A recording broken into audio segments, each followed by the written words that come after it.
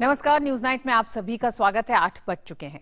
निर्भया मामला इस बात की चिंता पैदा करता है कि आखिर बलात्कार जैसे जघन्य मामलों में भी न्याय में देरी किस तरह से होती है।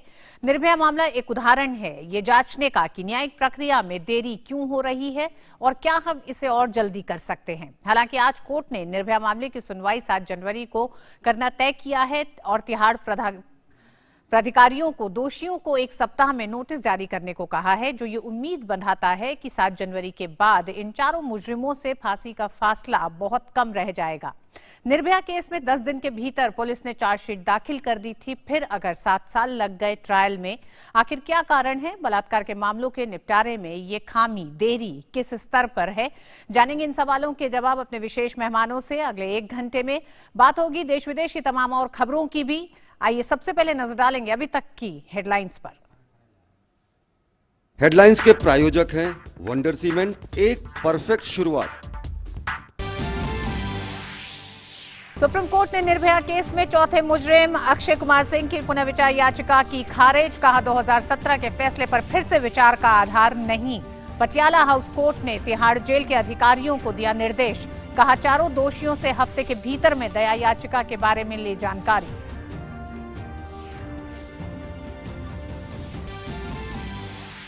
संशोधित नागरिकता कानून पर रोक से सुप्रीम कोर्ट का फिलहाल इंकार। कोर्ट को नोटिस जारी कर मांगा जवाब।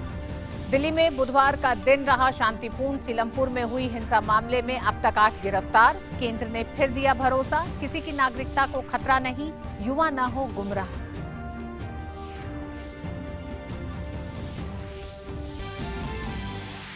2008 के जयपुर बम विस्फोट मामले में राजस्थान की एक विशेष अदालत ने 4 आरोपियों को ठहराया दोषी। सबूत के अभाव में एक आरोपी बरी।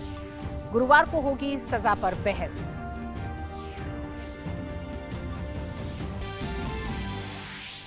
झारखंड में विधानसभा चुनाव के लिए प्रचार का काम खत्म। आखिरी दिन दिग्गजों ने जमकर किया प्रचार। शुक्रवार को 5वें चरण में 6 जिलों की 16 सीटों पर पड़ेंगे वोट। सुरक्षा के पुख्ता इंतजाम। भारत और अमेरिका के बीच 2+2 वार्ता थोड़ी ही देर में वाशिंगटन में होगी शुरू। रक्षा मंत्री राजनाथ सिंह और विदेश मंत्री एस जयशंकर अपने अमेरिकी समकक्ष के साथ द्विपक्षीय संबंधों पर करेंगे बात।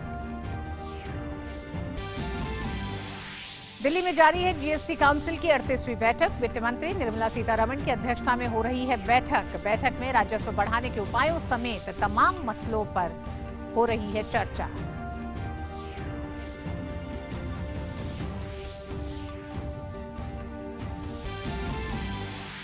2019 के लिए साहित्य अकादमी पुरस्कारों की घोषणा। हिंदी के लिए नंदकिशोर आचार्य, अंग्रेजी के लिए शशि थरूर, उर्दू के लिए प्रोफेसर शाफिक किदवई और पंजाबी भाषा के लिए किरपाल कजाक समेत 23 भाषाओं के रचनाकारों को सम्मान।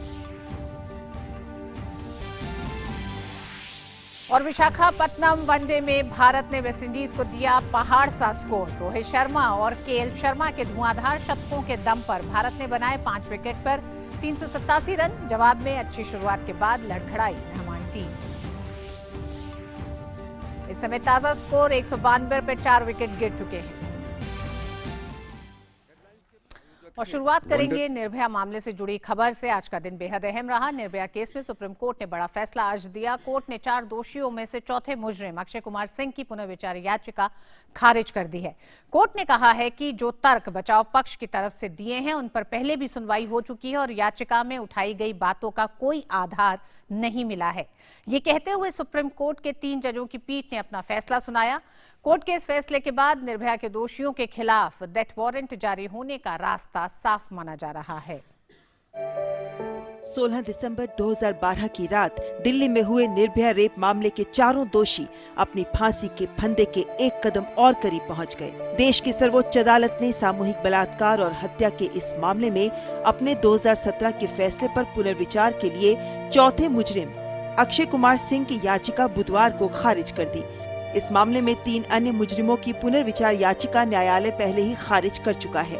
न्यायमूर्ति आर भानुमति, न्यायमूर्ति अशोक भूषण और न्यायमूर्ति एएस बोपन्ना की 3 सदस्यीय पीठ ने पुनर्विचार याचिका खारिज करते हुए कहा, हमें 2017 में सुनाई गई मौत की सजा के फैसले पर पुनर्विचार का कोई आधार नहीं मिला। इस याचिका में दी गई दलीलों पर न्यायालय पहले ही अपने मुख्य फैसले में विचार कर चुका है। पुनर्विचार याचिका किसी अपील पर बार बार सुनवाई के लिए नहीं होती और शीर्ष अदालत मौत की सजा बरकरार रखते समय पहले ही सारे पहलुओं पर विचार कर चुकी है। मुख्य फैसले में ऐसी कोई त्रुटि नहीं मिली जिसके लिए इस पर पुनर्विचार किया जाए। सुप्रीम कोर्ट में वो बात रखी गई कि किस तरह से टीआईपी डाउटफुल है, जो टेस्ट ऑफ आइडेंटिफिकेशन परेड थी, टेस्ट ऑफ ये कौन जिम्मेदार है इसके लिए? जब कोई पद पर रहता है तब कोई अपने कार्य के नहीं करता है पूरा कार्य, और पद पर हटने के बाद अपने बात करता है, तो ये साफ कहा ट्रायल कोर्ट की बात नहीं है। ये तथ्य 2019 में आया है, एसएलपी डिसमिस होने के बाद आया है। पीठ की ओर से पुनर्विचार याचिका खारिज करने का फैसला सुनाते ही मुजरिम अक्षय के वकील एपी सिंह ने राष्ट्रपति के समक्ष दया याचिका दायर करने के लिए 3 सप्ताह का समय मांगा, जिस पर दिल्ली सरकार की ओर से सॉलिसिटर जनरल तुषार मेहता ने कहा कि कानून में दया याचिका दायर करने के लिए 1 सप्ताह के समय का प्रावधान है। इस पर अदालत ने कहा कि अगर कानून के अनुसार याचिकाकर्ता को कोई समय उपलब्ध है तो ये याचिकाकर्ता पर निर्भर है कि वो इस समय सीमा के भीतर दया याचिका दायर करने के अवसर का इस्तेमाल करे। इससे पहले अक्षय के वकील ने कोर्ट में दलील दी कि दिल्ली एनसीआर में वायु और जल प्रदूषण की वजह से पहले ही लोगों की उम्र कम हो रही है और इसलिए दोषियों को मौत की सजा देने की कोई जरूरत नहीं है। मुजरिम के वकील ने आरोपियों को गिरफ्तार करने और उनकी शिनाख्त परेड की प्रक्रिया पर भी सवाल उठाए। याचिका का विरोध करते हुए सॉलिसिटर जनरल तुषार मेहता ने पीठ से कहा कि कुछ अपराध ऐसे होते हैं जिनमें मानवता रोती है और ये मामला उन्हीं में से एक है। ऐसे अपराधों में मौत की सजा को कम नहीं करना चाहिए। उन्होंने कहा कि कानून को जल्द अपना काम करना चाहिए। इन सभी दलीलों के बाद कोर्ट ने अपना निर्णय सुनाते हुए कहा कि दोषी ने एक बार फिर अभियोजन के मामले और अदालतों के निष्कर्षों को उठाया है, लेकिन इसकी अनुमति नहीं दी जा सकती। अक्षय की पुनर्विचार याचिका पर सुनवाई के दौरान निर्भया के माता-पिता भी न्यायालय में मौजूद थे। उन्होंने फैसले का स्वागत किया है, लेकिन कहा कि पटियाला हाउस अदालत द्वारा डेथ वारंट जारी किए जाने तक पूरी तरह संतुष्ट नहीं होंगे। मैं इस फैसले का स्वागत करती हूँ और एक कदम हम इंसाफ के नज़दीक पहुँच गए। 60 साल हमने बहुत धैर्य के साथ इस लड़ाई को लड़ा है और अब लग रहा है कि हम फैसले के नज़दीक हैं। अब उनको जल्द से जल्द फांसी होगी। एक पल हम लोगों के लिए बहुत भारी था कि क्या होगा क्या नहीं होगा, कहीं ऐसा न केस अटक जाए, कोई कारण लग जाए, लेकिन सुप्रीम कोर्ट ने उनके सब दलीलों को सुनते हुए सब खारिज कर दिया। पॉइंट उन्होंने रखा नहीं, सिर्फ हवा पानी और दुनिया जहान की बात करते रहे। सुप्रीम कोर्ट ने उनका रिव्यू पिटीशन खारिज कर दिया है। इस बीच पटियाला हाउस कोर्ट ने दोषियों को फांसी पर लटकाने का फरमान जारी करने की याचिका पर सुनवाई करते हुए तिहाड़ जेल के अधिकारियों को निर्देश दिया कि मामले में 4 सजायाफ्ता दोषियों से ये जानकारी लें कि वो राष्ट्रपति के सामने दया याचिका दायर कर रहे हैं या नहीं। निचली अदालत ने इसके लिए 7 दिन का समय दिया है और अगली सुनवाई 7 जनवरी 2020 के लिए तय की है। निर्भया मामले के 4 दोषी विनय शर्मा, मुकेश सिंह, पवन गुप्ता और अक्षय कुमार सिंह को मृत्यु दंड सुनाया गया था। इनमें से एक दोषी राम सिंह ने 2015 में तिहाड़ जेल में कथित रूप से आत्महत्या कर ली थी और नाबालिग दोषी को सुधार गृह में 3 साल की सजा काटने के बाद 2015 में रिहा कर दिया गया था। बाकी फांसी की सजा पाए गए लोगों में से 3 की पुनर्विचार याचिका सुप्रीम कोर्ट पहले ही खारिज कर चुका है। पिछले साल 9 जुलाई को मुकेश, पवन गुप्ता और विनय शर्मा की पुनर्विचार याचिका खारिज हुई थी। इस बीच रेप के मामले में होने वाली देरी को लेकर सुप्रीम कोर्ट ने देश भर के राज्य सरकारों, सारे हाई कोर्ट और केंद्र सरकार को नोटिस जारी कर जवाब मांगा है। मुख्य न्यायाधीश एएस बोबड़े की पीठ ने हालात के मद्देनजर इस मामले में स्वतः संज्ञान लिया है। कोर्ट ने चिंता जताई है कि बलात्कार और हत्या जैसे मामलों में कई साल तक फैसला नहीं आ पाता है और जांच भी ठीक से नहीं होती। दिल्ली से विकास सारथी और अनिल पुनिया के साथ news night desk, DD news. 16 दिसंबर 2012 की रात का निर्भया मामले ने पूरे देश को झकझोर के रख दिया था। इस जघन्य अपराध को अंजाम देने वाले मुजरिमों के खिलाफ सख्त से सख्त और जल्द कार्रवाई की चौतरफा आवाज गूंजी थी।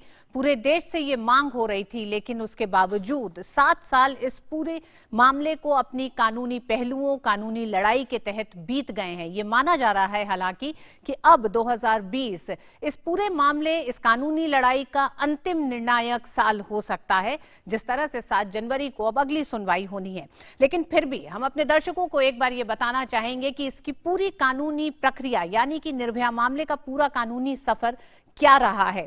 एक नजर डालते हैं उस पर। 16 दिसंबर 2012 को अपराध की तारीख है, जिस रात को निर्भया के साथ ये जघन्य अपराध हुआ है। 2 जनवरी 2013 को पुलिस ने दायर किया आरोप पत्र। 3 जनवरी से लेकर 13 सितंबर 2013 के बीच में फास्ट ट्रैक कोर्ट में सुनवाई हुई। चारों दोषियों मुकेश, विनय, पवन और अक्षय को मौत की सजा सुनाई गई। इसके बाद 1 नवंबर 2013 से 13 मार्च 2014 तक फास्ट ट्रैक कोर्ट के बाद ये दिल्ली उच्च न्यायालय में पहुंचा। ये मामला दिल्ली उच्च न्यायालय में सुनवाई हुई और उसके बाद भी फांसी की सजा को बरकरार रखा गया। 15 मार्च 2014 से 5 मई 2017 एक लंबा समय जिसमें उच्चतम न्यायालय में सुनवाई हुई और सजा रही बरकरार। इसके बाद 9 जुलाई 2018 को सुप्रीम कोर्ट ने पवन, मुकेश और विनय की पुनर्विचार याचिका खारिज की। 13 दिसंबर 2018 को फांसी की मांग करते हुए निर्भया के माता पिता पहुंचे पटियाला हाउस कोर्ट।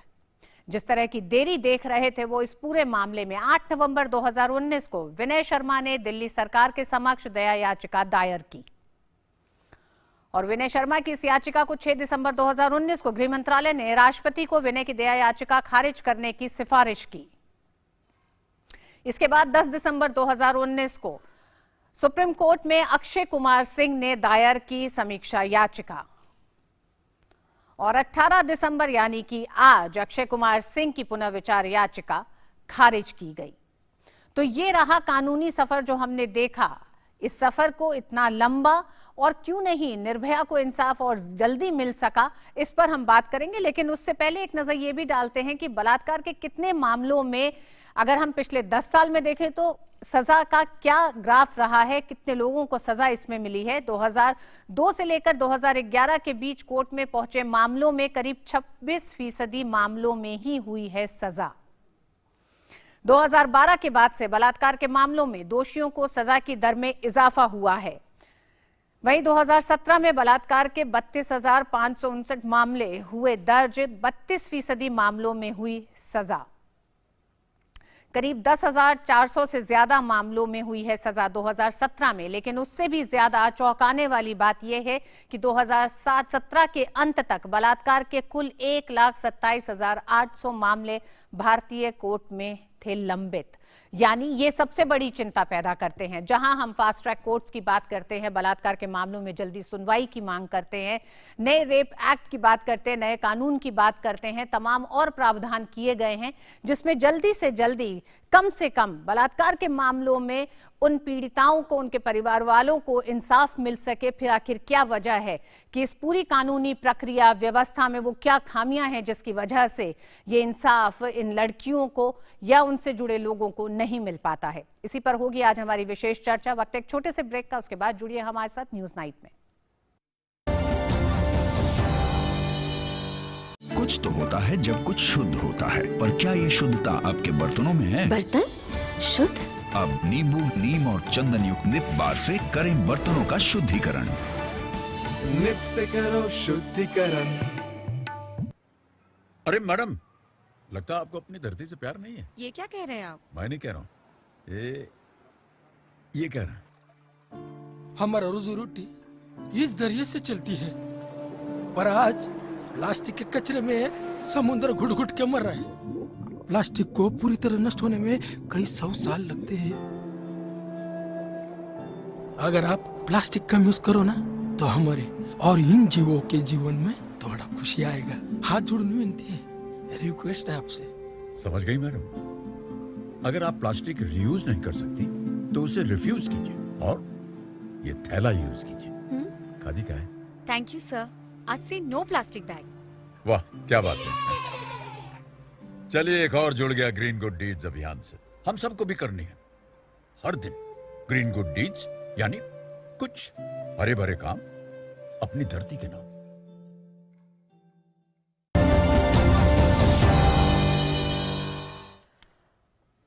एक बार फिर आप सभी का स्वागत है। जिस तरह से हमने आपसे पहले ब्रेक पे जाने से पहले आपको विस्तार से बताया कि किस तरह से निर्भया मामले में पूरी कानूनी सफर रहा है, कितना लंबा वक्त लगा है, 7 साल तकरीबन हो चुके हैं। इसी पर आज हम चर्चा भी कर रहे हैं कि आखिर ये देरी क्यों। और हमारा आज विशेष भी इसी विषय पे है निर्भया को कब मिलेगा इंसाफ। इस पर बात करने के लिए हमारे साथ दो मेहमान स्टूडियो में मौजूद हैं। हमारे साथ नुपुर शर्मा है, वकील हैं, आपका बहुत बहुत स्वागत है नुपुर। हमारे साथ योगिता भयाना है, सामाजिक कार्यकर्ता है, निर्भया ज्योति ट्रस्ट के साथ जुड़ी हुई हैं। आप दोनों का ही बहुत बहुत स्वागत है।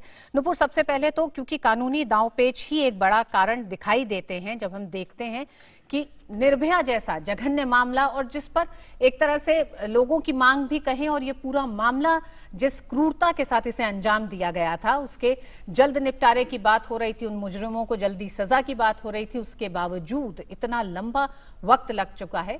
कानूनी प्रक्रिया आसान बनाने की कोशिश की गई, फिर वो क्या जटिलताएं हैं जिसका फायदा खासकर मुजरिम उठाने में ज्यादा कामयाब दिखाई देता है। देखिए, सबसे पहली बात तो मैं कहूँगी कि हमारे देश के कानून अगर आप देख लेंगे तो एक ब्रिटिश सिस्टम से अडॉप्टेड है। वही हमारे कानून बना गए और वही हमने अडॉप्ट भी कर लिए, वही हम ऑब्जर्व भी करते हैं, वही हम लागू भी करते हैं। अगर आप आज भी जाएंगी तो आपको एक किसी भी डिस्ट्रिक्ट कोर्ट में दिखेगा कि मजिस्ट्रेट के लिए लिखा होता है दंड अधिकारी, मतलब वो दंड अधिकारी ही है। So we have truly adopted. और मैं आपको सच्चाई बताऊं तो मेरी मास्टर्स मैंने इंग्लैंड से कर रखी है, तो word to word except for those laws जो EU में एप्लीकेबल होते हैं, कुछ लॉज तो word to word comma full stop semicolon तक कॉपीड है हमारे, मतलब वो बिल्कुल कोई डिफरेंस ही नहीं है। एक बात वो है। दूसरा, ऐसा नहीं है कि हमने रिफॉर्म्स नहीं किए, लेकिन हम अमेंड करते करते पुरानी चीजें पीछे छोड़ना भूल जाते हैं, मतलब कोई ओरिजिनल थॉट नहीं आई।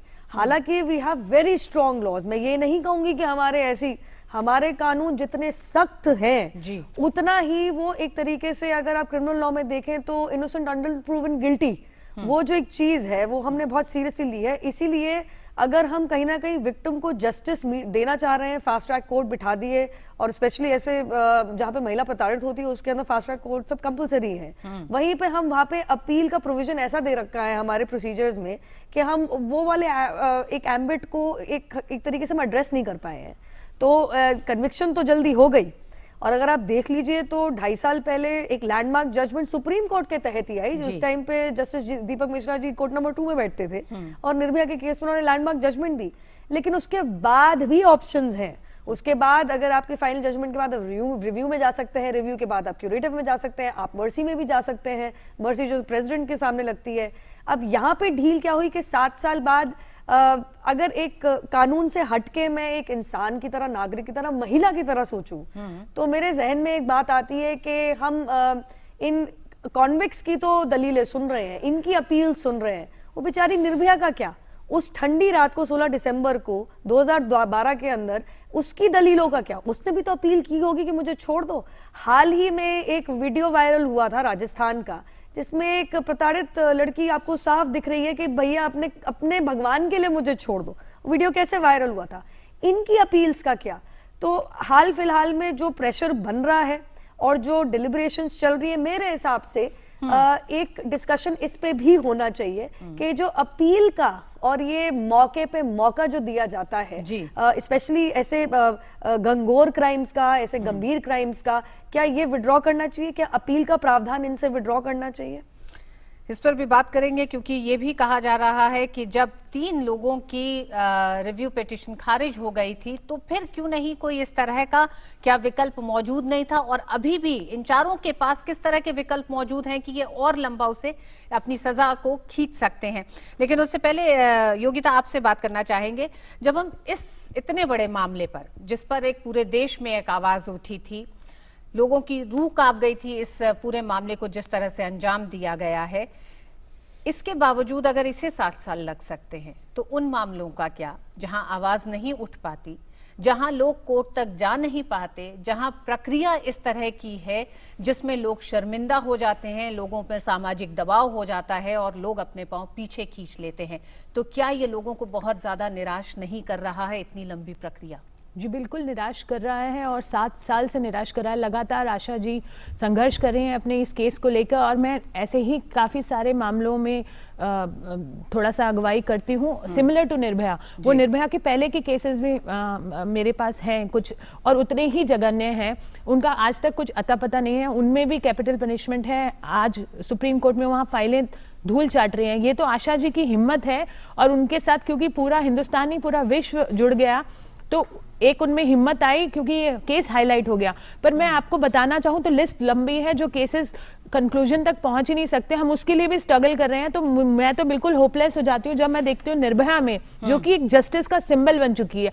अब मान के चलिए सिर्फ वो ज्योति सिंह या निर्भया नहीं, वो एक सिंबल है इंसाफ का इस देश में, क्योंकि उनके साथ जो जघन्य अपराध हुआ था उसको पूरा देश देख रहा है। आज इस न्याय को पूरा देश देख रहा है, पूरा विश्व देख रहा है कि इसका कंक्लूजन कहाँ है।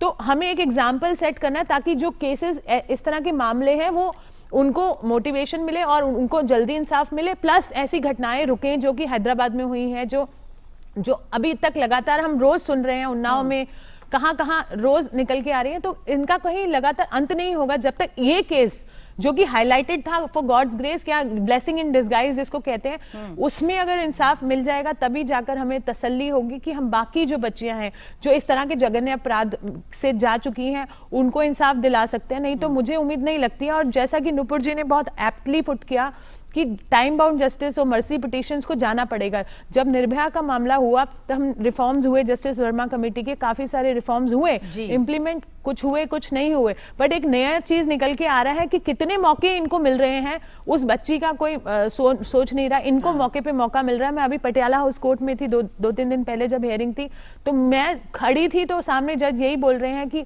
जिसको मुकेश को जो लॉयर अपील के लिए नहीं मिल रहा था तो कोर्ट उनको बोल रही थी हम आपको देंगे। के जरिए जब बात की गई जी, तो वो सामने से जजेस इनकी तरफ सिंपैथी दिखाते हैं। मुझे लगता है कभी उनको भी याद कर लेना चाहिए जो चले गए हैं, इतनी तड़प से वो बच्ची गई है। तो ठीक है, मे भी हमारे कानून की वो कमियां हैं अब उस पर। लेकिन आज कोर्ट में ये कहा गया कि 1 हफ्ते के भीतर ये चारों क्यूरेटिव पिटिशन पर और रिव्यू पिटिशन पर, क्या क्यूरेटिव पे क्या सोचते हैं और मर्सी पिटिशन पे क्या सोचते हैं, उसको जेल अधिकारी सामने रखें, जिससे कि जब 7 तारीख को एक बार फिर सुनवाई होगी तो फिर सजा पर यानी कि डेथ वारंट पे आगे बढ़ा जा सके। क्या आपको लगता है कि कोर्ट भी इस बात का एक तरह से संज्ञान ले रही है, लगातार जो देरी हो रही है, या उन तमाम विकल्पों का जो फायदा मुजरिमों को मिल रहा है? देखिए, वो कोर्ट प्रोसीजर से बाउंड है जहां तक मेरी समझ आता है, लेकिन एक तरफ से मैं भी जानती हूँ, अगर अपने आप को कानूनी प्रतिक्रिया से अगर मैं अलग रखूं तो कोर्ट जज के पास इतना डिस्क्रिशन होता है, इतना डिसाइड करने की पावर और अथॉरिटी होती है कि वो चाहे तो ये एक तरीके से प्रोसीजरल लैप्सेस और जिससे एडजर्नमेंट हुआ है वो ना अलाउ करे। बिल्कुल जरूरी नहीं है, जज हैज फुल डिस्क्रिशन। जहां पे यहाँ पे कैपिटल पनिशमेंट अपहोल्ड की गई है by the honourable supreme court, एक मामले में मर्सी पिटिशन, अगर मैं आपको थोड़ा सा एक ध्यान दिलाना चाहूंगी, 2.5 साल पहले की लैंडमार्क जजमेंट। पर आपको रोकना चाहेंगे, हम उम्मीद करते हैं कि निर्भया मामले में 7 जनवरी को ये मामला अब मुजरिमों को सजा की तरफ बढ़ेगा। हम आपको अभी रुक करेंगे सीधे जहां इस समय राजस्व सचिव state run the rate was 12, the state authorised lottery was 28. Now in the GST Council in today's meeting has decided to levy a single rate, that is at the 28% rate. This new rate shall be effective from 1st March 2020. The Council also has decided to rationalize the GST rate on the woven and non-woven bags and sacks of polyethylene or polypropylene strips or the like, which used to fall under the HS code 39236305. In the last GST Council meeting, the rate was fixed at 12%, but when we received representation that it has led to a inverted duty structure and therefore it needed rationalization, so the GST Council decided that it will have a uniform rate, that is of 18%. For the bags falling under the both HS code, that is HS code 39236305, including flexible intermediate bulk container, that is FIBC. This change also will be effective from 1st January 2020.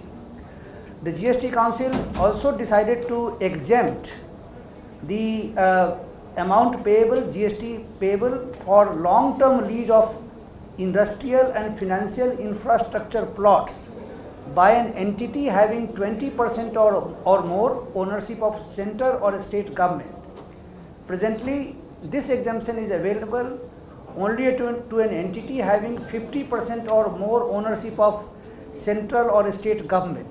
So this has been done to facilitate setting up of industrial parks by the state government and the central government.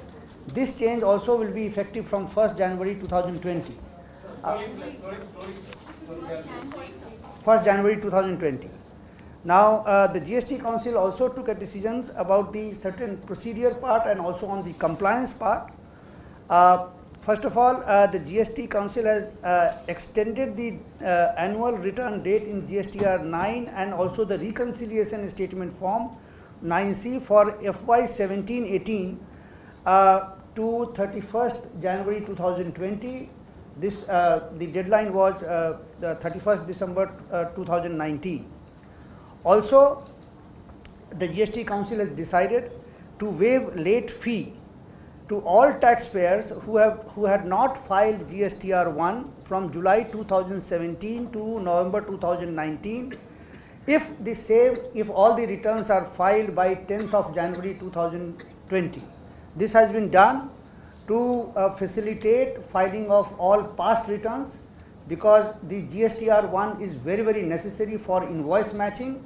And we have also provided, the GST Council has also decided that in case the taxpayers, even after that, if they do not file GSTR 1 by 10th of January 2020, for them the e-way bill will be blocked for the if the tax return is not filed for the 2 tax periods, so far as the GSTR 1 is concerned.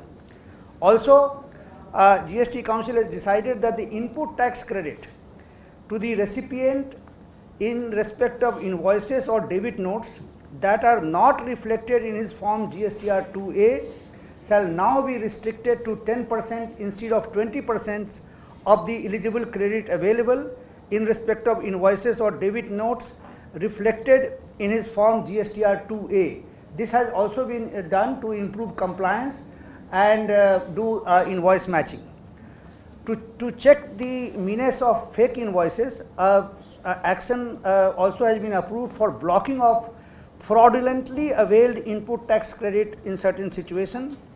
A standard operating procedure (SOP) for tax officers would also be issued in respect of action to be taken in case of a non-filing of GSTR 3B returns.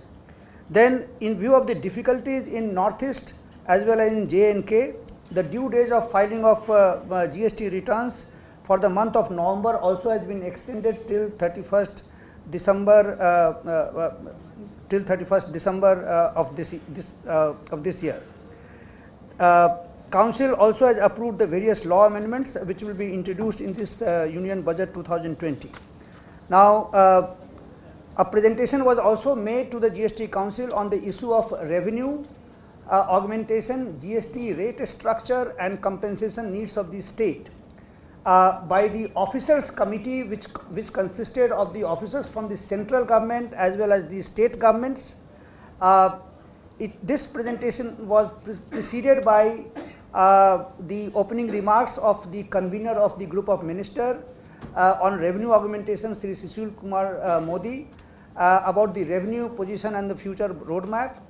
And the presentation covered since the inception of GST, the revenue collection, then the compensation collection, then the compensation requirements which are going to arise in the coming months of this year, then 2021 and 2021-22. The discussion also followed the presentation which covered a wide range of issues such as measures for encouraging compliance, expanding tax base, measures to improve return filing, tax collection and rate rationalization. Also the measures such as the e-invoice, new return system, QR code on bills were also discussed.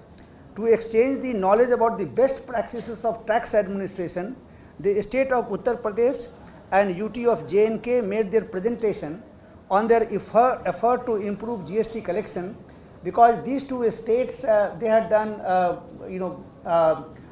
very good work during the last few months, which was reflected in their increased collection of revenue.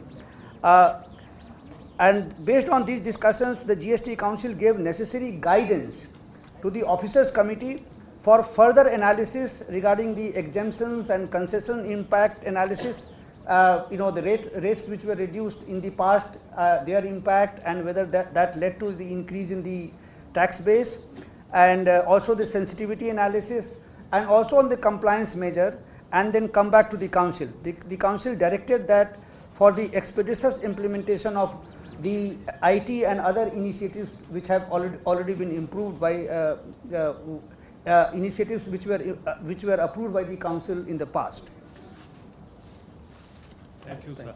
Thank you. Ma'am, questions? Question, please. Ma'am, Sunil Prabhu. Ma'am, first of all, it's a sad day because GST, something that has been a tradition not to vote for, has finally happened. I know you resisted it to the latest possibility, but you could not stop it. And then, of course, you've seen the party people, putting the word of Congress Chief Finance Minister, but Punjab, Chhattisgarh, and others raising the issue of compensation. How do you look at the entire view in its entirety? Well, on the issue of the tradition, I just want to recollect, and I'm very grateful to all the ministers who participated. It was fairly an extended debate on the topic. Every attempt was made to keep that set tradition alive. Every attempt was made to convince based on the opinion making in the House. But eventually,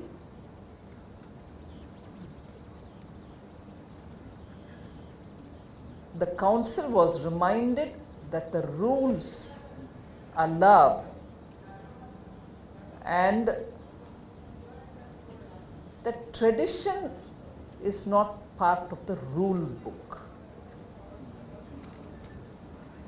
It was reminded to me that tradition was not part of the rule book, and the rules is what should govern the running of the Council. And therefore, after that, even after that, I had taken the sense of the House and being reminded that probably even sense of the House is not warranted, but rules have to be complied with. We went ahead with a decision to have a vote. So, it is not imposed by the Council, it's not imposed by me as a chair, but it was on a request from one member. So, let's have that in context. And as yes, and as regards the discussion on compensation, everyone did recognize the fact that one of the releases happened only a couple of days ago. Very well taken. Ruchi.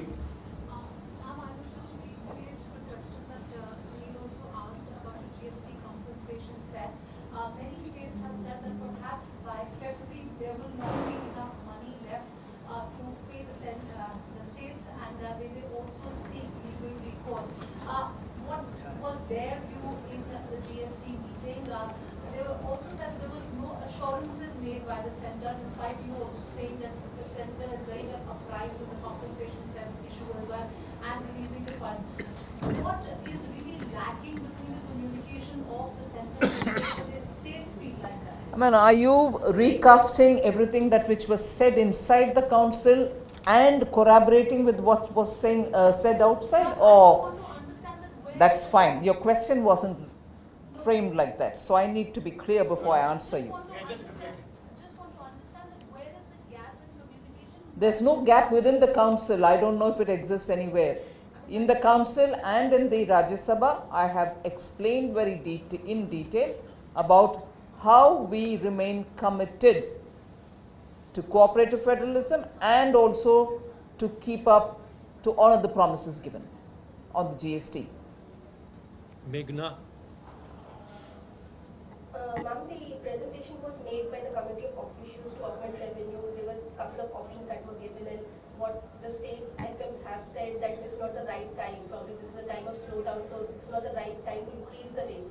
So is there any given understanding that later once the... No, I want to first of all recast that question so that all of us understand the context and the content of the presentation. It was an officers committee which consists of center and officials from the state also. They have just come up with one first shot of data since the time GST has been implemented till today, and based on different options of if the growth rate is this or if the growth rate is something else, how will it be, and gave a first picture. And the council and the ministers agreed that on this they have to mull over for some time and then come back.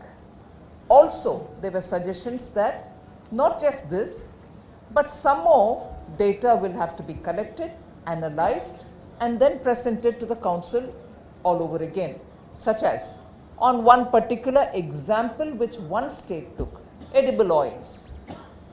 What would be the market post GST? Post rate reduction, has the market expanded, meaning has the tax base for that particular commodity expanded? And if after the reduction or of the rate, has it improved in terms of the consumption, and then tax collection and so on. So that was one example which was taken by one of the states. Somebody else also wanted a complete compilation, if possible, of all those items for which rates were reduced. Post reduction, what has been the impact both in terms of tax incidence, tax base, and also revenue collection. They wanted that also to be provided so that the presentation, which was only a rough first cut, will be better enriched for them to think of what more should be done. So that was the second. So even as I'm saying all this, there were also one or two of them who did say, the ministers, saying, using technology, have we improved compliance?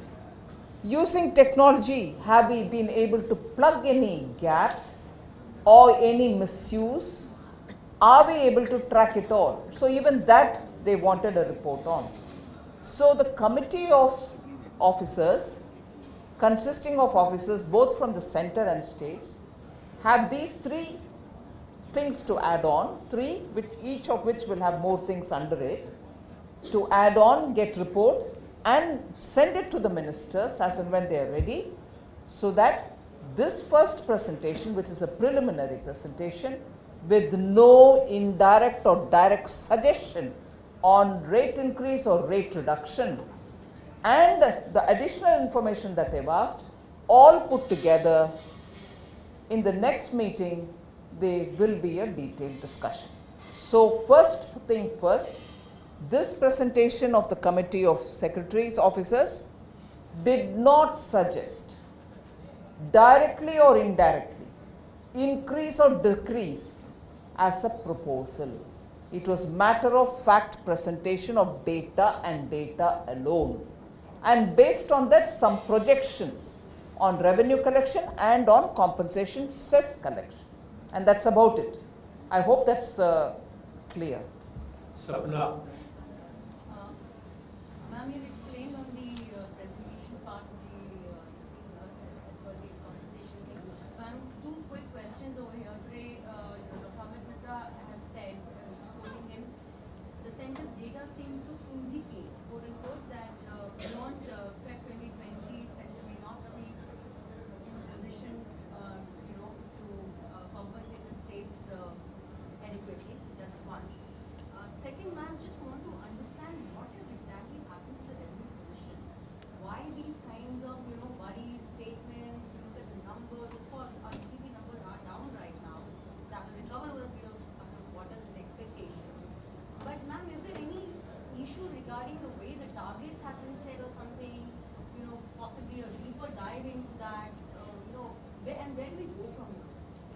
Well, that was not discussed here today, so I don't need to respond. Huh? On what, February 2020? Most finance ministers, state finance ministers gave their concern about the fact that you might not be able to meet their compensation target. So that's their fear, that's their anxiety, that's their concern. And you as the custodian of India's finance will have to answer that. That's the reason. I've heard them. Nikunj. Ma'am, based on your response to Rajya Sabha, you said that compensation accumulated or the excess compensation in the last 2 years was about 40 to 45,000 crores. And we've seen that till October 31st, like you said, you've already given states about 10,000 crore rupees extra. And yesterday you transferred additional 35,000 crore rupees, which is in excess of what you've collected in the compensation cess fund or through the compensation cess. So now going forward, will the entire strategy through which the central government compensates states, will that be reworked? How are you going to increase your revenues, especially through compensation cess? Because that is the only sort of an instrument to use to compensate states. So will you rework that entire strategy going ahead, and any details on that? When I have any details, if I have any details, I'll come back to you. Thank you, ma'am. Thank you very much. Thank you. Thank you. Thank you.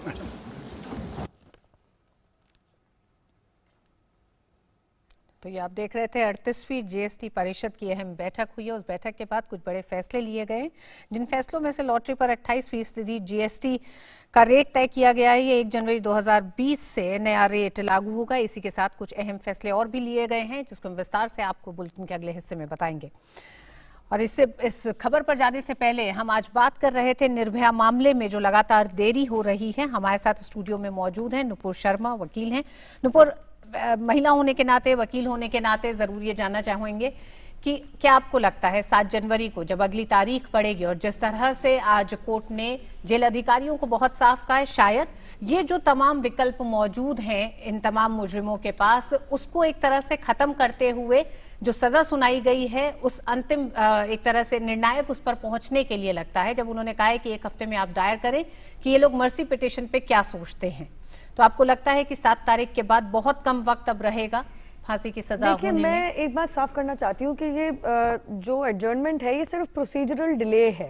एक बात मैं आपको साफ कर दूं, अभी मैं news पढ़ रही थी तो मुझे ये भी पता चला कि अक्यूज जो विनय हैं उसके लिए उनके वकील ने एक दिल्ली हाई कोर्ट में एक याचिका दर्ज करी है अपील में एक ऑर्डर के खिलाफ, जो ऑर्डर ये कहलाता था कि वो जुवेनाइल नहीं था, उसके खिलाफ उन्होंने एक अपील दायर करी है दिल्ली हाई कोर्ट के अंदर कि नहीं, वो जिस दिन ये केस हुआ था, जिस दिन ये वारदात हुई थी, उस दिन ये अक्यूज तो जुवेनाइल था।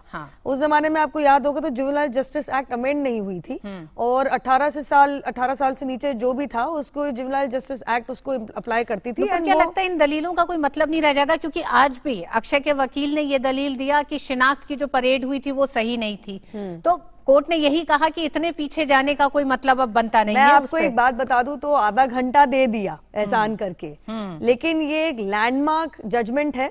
जस्टिस दीपक मिश्रा ने ये तक कहा था that this has shaken the very conscious of the society, और एक चीज और कही थी कि ये मेंटल डिप्रेविटी दर्शाता है। अब ये ध्यान कीजिएगा कि क्यूरेटिव मेरे ख्याल से 102% भी नहीं होगी जो अप्लाउ होती है। ये पूरा मामला जिस तरह से अंजाम दिया गया था वो मानसिक विकृति को दर्शाता है, जो कि कोर्ट ने भी कहा है, और लगातार ये बात भी की जा रही है कि क्यों इतनी देर हुई है। लेकिन ये उम्मीद भी बनती है कि 7 जनवरी के बाद इन चारों मुजरिमों को जल्द से जल्द सजा होने की उम्मीद बन रही है, जिस तरह से केस अब आगे बढ़ रहा है। बहुत बहुत शुक्रिया अनुपुर स्टूडियो आने का और चर्चा के लिए। वक्त है एक छोटे से ब्रेक का। ब्रेक के बाद कुछ और खबरें देखेंगे। देखते रहिए न्यूज़ नाइट।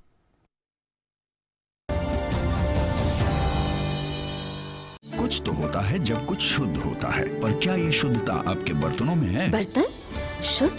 अब नींबू, नीम और चंदन युक्त निप बार से करें बर्तनों का शुद्धिकरण। निप से करो शुद्धिकरण। Come on boys, let's go practice. अरे रुक यार, मेरे बैंक अकाउंट में गलत एंट्री का प्रॉब्लम हो गया है। तो बैंक को कंप्लेन करना। बैंक को लिखे 1 महीना हो गया है, बट वो गूगली पे गूगली डाले जा रहा है। तो आरबीआई के बैंकिंग लोकपाल को इन्फॉर्म करो। रुक, मैं समझाता हूँ। जैसे क्रिकेट में 3rd अंपायर, वैसे ही आरबीआई का बैंकिंग ओम्बड्समैन। आरबीआई कहता है अगर बैंक आपकी कंप्लेंट को 1 महीने में नहीं सुलझाता तो आरबीआई के बैंकिंग ओम्बड्समैन में कंप्लेंट करो। यह आरबीआई का आसान तरीका है आपकी कंप्लेंट सुलझाने का, और वो भी फ्री। समझे? आरबीआई कहता है जानकार बनिए, सतर्क रहिए। पक्की होगी बुनियादें तो हंसे हिंदुस्तान होगा। पहल करो शुरुआत करो, करो तो पक्की बात करो। पहल करो शुरुआत करो, करो तो पक्की। वंडर सीमेंट, एक परफेक्ट शुरुआत। एक बार फिर आप सभी का स्वागत है न्यूज नाइट में। नागरिकता कानून पर रोक लगाने पर सुप्रीम कोर्ट ने इंकार कर दिया है। नागरिकता संशोधन कानून की संवैधानिक वैधता को चुनौती देने वाली याचिकाओं पर सुनवाई के दौरान सुप्रीम कोर्ट ने इस कानून पर रोक लगाने से साफ तौर पर इंकार कर दिया। हालांकि सुप्रीम कोर्ट ने केंद्र सरकार को नोटिस जारी किया है और जवाब मांगा है। अब इस मामले की सुनवाई 22 जनवरी को होगी। सुप्रीम कोर्ट ने संशोधित नागरिकता अधिनियम पर रोक लगाने से इनकार करते हुए केंद्र सरकार को नोटिस जारी किया है। नागरिकता संशोधन अधिनियम को चुनौती देने वाली दलीलों की सुनवाई करते हुए मुख्य न्यायाधीश S.A. बोबड़े, न्यायमूर्ति B.R. गवई और न्यायमूर्ति सूर्यकांत की पीठ ने सभी 59 याचिकाओं पर सुनवाई के लिए अगले साल की 22 जनवरी की तारीख तय की है। पीठ ने इस बात पर सहमति जताई है कि लोगों को नए कानून के बारे में जागरूक किया जाना चाहिए। केंद्र के वकील ने भी कोर्ट से कहा है कि सरकार इस बारे में जरूरी कदम उठाएगी। इस एक्ट को स्ट्रक डाउन किया जाए क्योंकि वायलेटिव है आर्टिकल 14 का 21 को। बहुत सारे ग्राउंड्स हम लोगों ने लिए हैं, तो हमारी मांग यही है कि इस एक्ट को स्ट्रक डाउन कर दिया है एज अनकॉन्स्टिट्यूशनल। उन्होंने ये कहा कि अभी नोटिफाई नहीं हुआ इसलिए स्टे की जरूरत नहीं है, तो कोर्ट ने कहा ठीक है। इस बीच दिल्ली उच्च न्यायालय के एक न्यायाधीश ने जामिया मिलिया इस्लामिया विश्वविद्यालय और अलीगढ़ मुस्लिम विश्वविद्यालय के छात्रों और निवासियों को रिहा करने के लिए निर्देश देने की याचिका को मुख्य न्यायाधीश को हस्तांतरित कर दिया है। दिल्ली उच्च न्यायालय में दायर एक अन्य जनहित याचिका में जामिया मिलिया विश्वविद्यालय की घटना से निपटने के तरीकों और इस दौरान घायल हुए छात्रों को प्रदान की जा रही चिकित्सा सहायता की जाँच के लिए एक तथ्य खोज समिति का गठन करने की मांग की है, जिस पर गुरुवार को सुनवाई होगी। इस बीच मंगलवार को सीलमपुर में हुई हिंसा के बाद दिल्ली में बुधवार का दिन शांतिपूर्ण रहा। इस मामले में दिल्ली पुलिस द्वारा 2 और लोगों की गिरफ्तारी के बाद अब तक कुल 8 लोग गिरफ्तार हो चुके हैं। इससे पहले की घटना के दौरान सार्वजनिक संपत्ति को लूटने और नुकसान पहुंचाने के लिए सीलमपुर, जाफराबाद और दयालपुर पुलिस थानों में 3 प्राथमिकी दर्ज की गई थी। पुलिसकर्मियों ने बुधवार सुबह सीलमपुर में गश्त की। दिल्ली के उत्तर पूर्व जिले के कुछ हिस्सों में धारा 144 लगा दी गई है। बुधवार को विरोध प्रदर्शनों की ड्रोन निगरानी भी की गई, जिससे उपद्रवियों की पहचान करने में मदद मिली।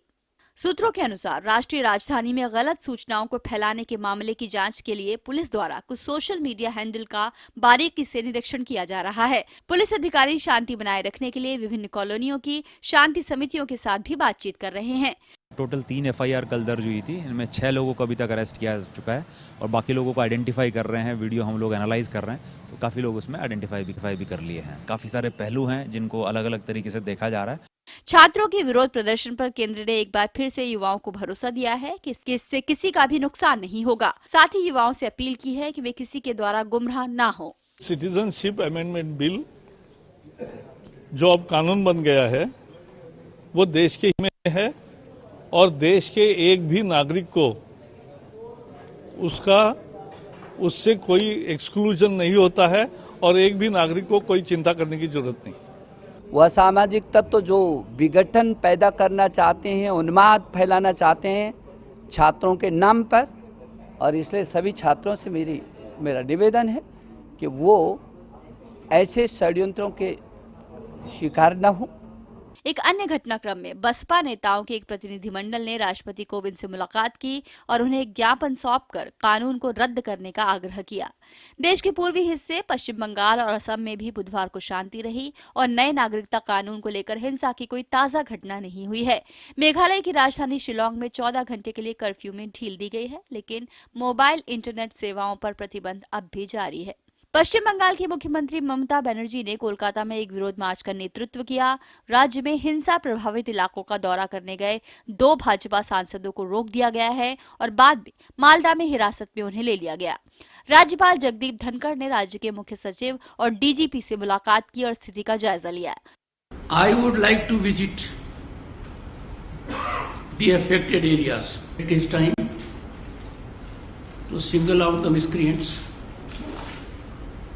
who had engaged into activities that are against public interest, resulting in destruction of public property.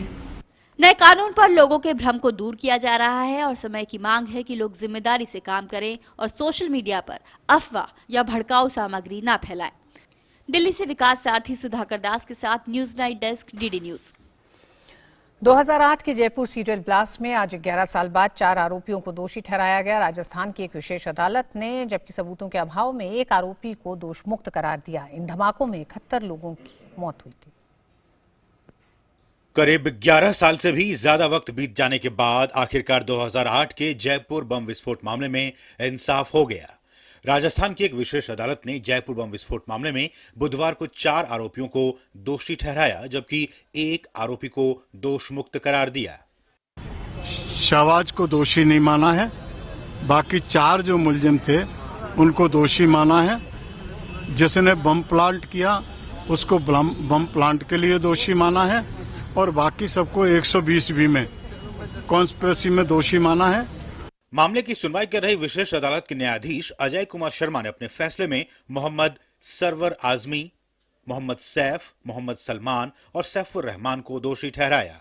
इन सभी को भारतीय दंड संहिता की धारा 302, 307, 324, 326, 120B, 121A और 124A, 153A के तहत दोषी माना गया है। इसके अलावा विस्फोटक पदार्थ अधिनियम की धारा 3 के तहत तथा विधि विरुद्ध क्रियाकलाप अधिनियम की धारा 13, 16, 1A और 18 के तहत भी उन्हें दोषी ठहराया है। अदालत ने आरोपी शाहबाज हुसैन को दोष मुक्त करार दिया क्योंकि उनके खिलाफ आरोप साबित नहीं हो सके। शाहबाज पर इन धमाकों की जिम्मेदारी लेने वाला ईमेल भेजने का आरोप था।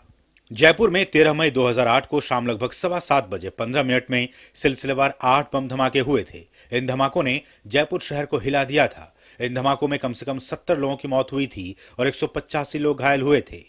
पहला धमाका चांदपुर हनुमान मंदिर और उसके बाद दूसरा सांगनेरी गेट हनुमान मंदिर पर हुआ था। इसके बाद बड़ी चौपड़, जोहरी बाजार, छोटी चौपड़ और 3 अन्य स्थानों पर धमाके हुए थे। बम धमाके के बाद राज्य सरकार की सिफारिश पर हाईकोर्ट ने मामले की सुनवाई के लिए विशेष अदालत गठित की थी। मामले में अभियोजन पक्ष की ओर से 1272 गवाह और बचाव पक्ष की ओर से 24 गवाह पेश किए गए। अदालत में अब दोषियों को सजा पर गुरुवार को बहस होगी और उसके बाद सजा सुनाई जाएगी। जयपुर से धर्मेश भारती के साथ news night desk, DD news. खबर झारखंड से। झारखंड के चुनाव अब अंतिम पड़ाव पर पहुंच गए हैं। आज शाम 5 चरणों में हो रहे विधानसभा चुनाव के प्रचार का काम थम गया। 6 जिलों के 16 विधानसभा क्षेत्रों में 5वें दौर में 20 दिसंबर को अंतिम चरण का मतदान होगा। आज बीजेपी, कांग्रेस समेत सभी पार्टियों के नेताओं ने जोरदार प्रचार किया।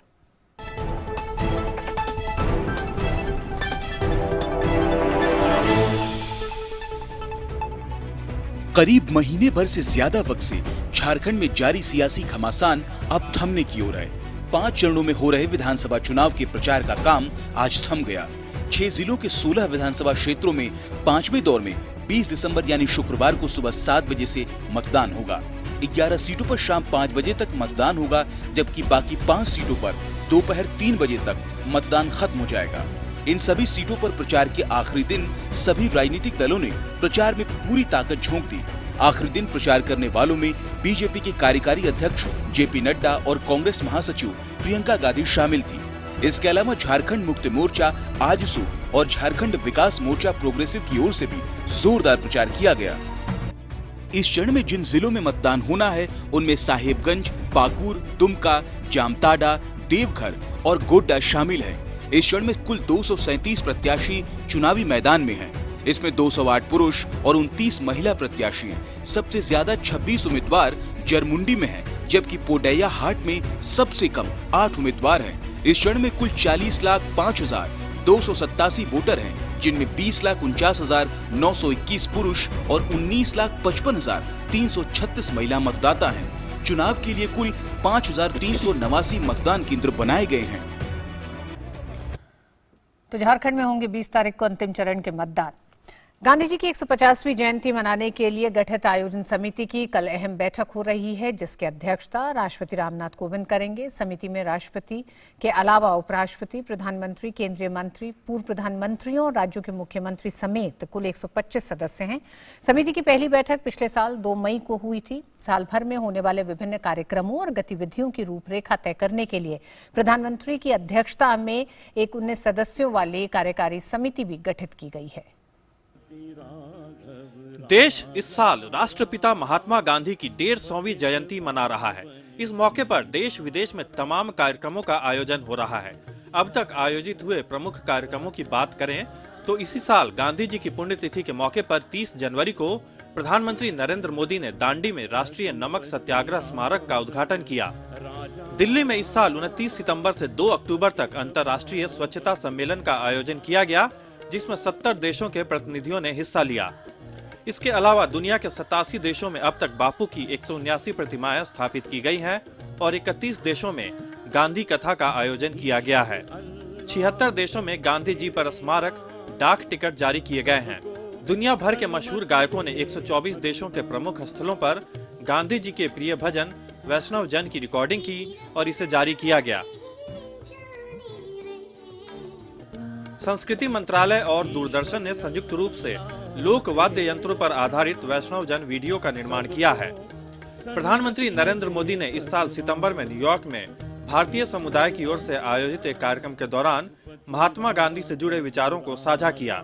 प्रधानमंत्री ने इस साल 24 सितंबर को संयुक्त राष्ट्र मुख्यालय में 193 सोलर पैनल वाले गांधी सोलर पार्क का भी उद्घाटन किया। संयुक्त राष्ट्र ने इस साल 2 अक्टूबर को गांधी जी की 150वीं जयंती के मौके पर स्मारक डाक टिकट जारी किया। इस साल 19 अक्टूबर को प्रधानमंत्री ने बॉलीवुड कलाकारों द्वारा गांधी दर्शन पर बनाए गए वीडियो चेंज विदिन को जारी किया। भारत सरकार ने इस साल गांधी जयंती के मौके पर 150 रुपए वाले स्मारक सिक्के को जारी किया। गांधी जी की 150वीं जयंती के मौके पर भविष्य में आयोजित होने वाले कार्यक्रमों की बात करें तो दिल्ली स्थित गांधी दर्शन, राजघाट और देश के 16 अन्य स्थानों पर डिजिटल इंटरैक्टिव प्रदर्शनी दिखाई जाएगी। और न्यूज नाइट में आज बस इतना ही। हमें दीजिए इजाजत। डीडी न्यूज पे खबरें जारी रहेंगी। नमस्कार।